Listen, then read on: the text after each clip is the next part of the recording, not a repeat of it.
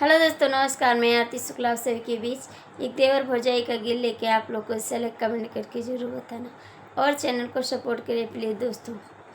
हमरे घरवा में देवर सयान लागत गाड़ी लड़ जाई। हमरे घरवा में देवर सयान लागत गाड़ी लड़ जाई। खानवा बनावे गईली वही रे रसोइया। खानवा बनावे गईली वही रे रसोइया। हो तो बेला न पकड़ मुस्काई लागत गाड़ी लड़ जाई। हो तो बेला न पकड़ मुस्काई लागत गाड़ी लड़ जाई। हमरे घरवा में देवर सयान लागत गाड़ी लड़ जाई। पनिया भरन गईली वही रे जगतिया। पनिया भरन गईली वही रे जगतिया। हो तोरा सिरी पकड़े मुस्काई लागत गाड़ी लड़ जाई।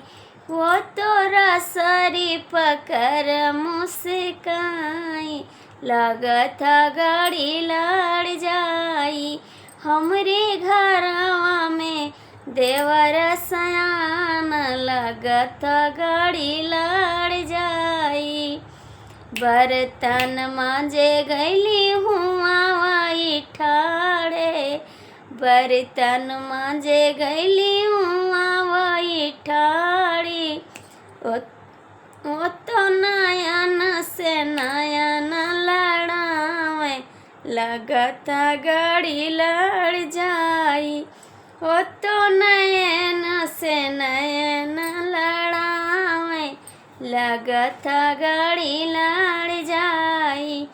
हमरे घरवा में देवर सयान लागत गाड़ी लड़ जाई।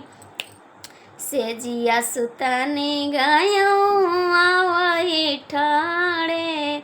सेजिया सुताने गईली हुआ वही ठाड़े। वो तो खिड़की झरोखे मुस्काई लागत गाड़ी लड़ जाई। हो तो खिड़की झरोखे मुस्काई लागत गाड़ी लड़ जाई। हमरे घरवा में देवर सयान लागत गाड़ी लड़ जाई।